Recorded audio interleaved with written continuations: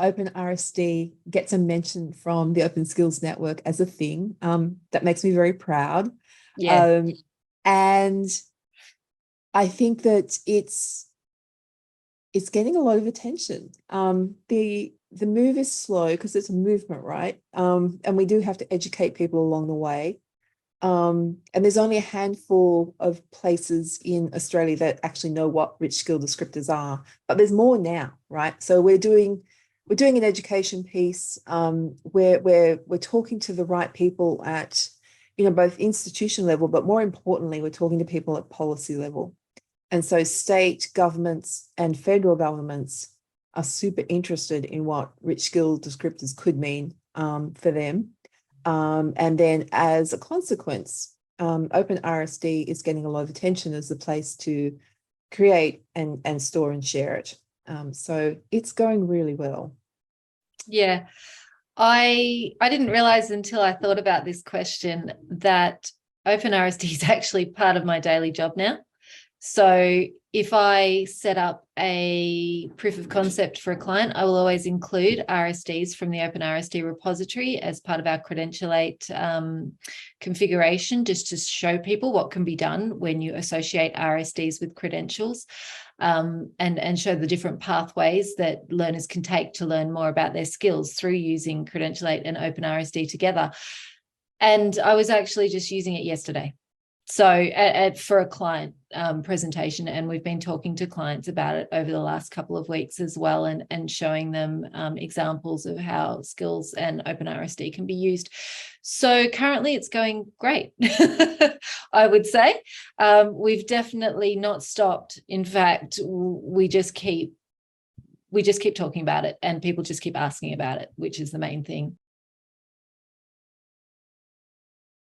We have a client at the moment who has live RSDs associated with their credentials. So, of course, the platform has to stay around forever because we've got someone using it for their credentials. And sure, we could stand up an AusMed or something to put those in one day, but I don't see, because we're based on open Aquila technology, I don't see that OpenRSD is going anywhere soon. Secondly, the user interface is extremely friendly and extremely useful. So I see it as a place where people can browse for RSDs, can really get their head around it, because the metadata and the taxonomies are laid out really quite clearly. And so people can get a really good feel for the metadata in an RSD when they just go in and browse, or go in and play and create one and see how it goes. So I see the platform as being extremely useful to help people get their head around RSDs as well. So even if it's just a training tool or a library that stays there as a reference point, it's brilliant. Also, I think we're working with one of our clients right now to create another RSD collection. So OpenRSD is going to be around for quite some time as that process works through with them, and again goes live, and of course they're going to get more enthusiastic and do more work, and hopefully that will spread throughout our entire skills ecosystem, through other universities, through other government organizations that are interested in this as a really good standard for skills. So yeah, I see that even though it might be a slow burn to start with, like anything new, and it's a new concept, and like you said, Margot, it is a labor-intensive thing to start with. As you create your first collection, that's the hardest part, because that's the part where you're really getting your head around how you want that collection to reflect your course or your university, or your whatever it is that you're teaching. And once you've got the ball rolling, I think it gets easier and easier. You begin to understand how you can use other RSDs from other collections in your collection.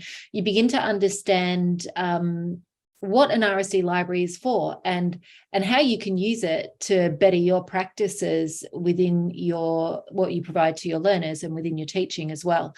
So I see the future as being very bright. It's just not going to take off like a rocket ship at the moment. It's going to take off slowly, and it's going to be one of those things that just sort of, I think, infuses is the word. It just it's going to get slowly adopted, and we're going to have a technology that's going to really assist people to get on board, I think. OpenRSD as a platform is built upon 20 years of OpenEquala, and so it's solid.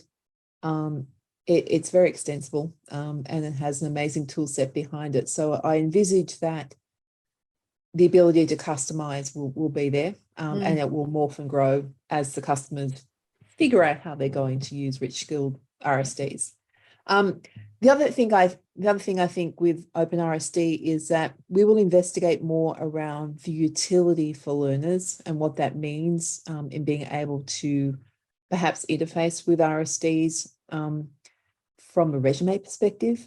And the other point of utility, I think, is around employers too, and how can they interface with it from a job description perspective. So there are lots of ideas that we're tossing around this notion of utility for the stakeholders in the ecosystem. So it has bright things ahead of it. But as Mel mentioned, it's still in the educative process, right? We're still teaching people what RSDs are.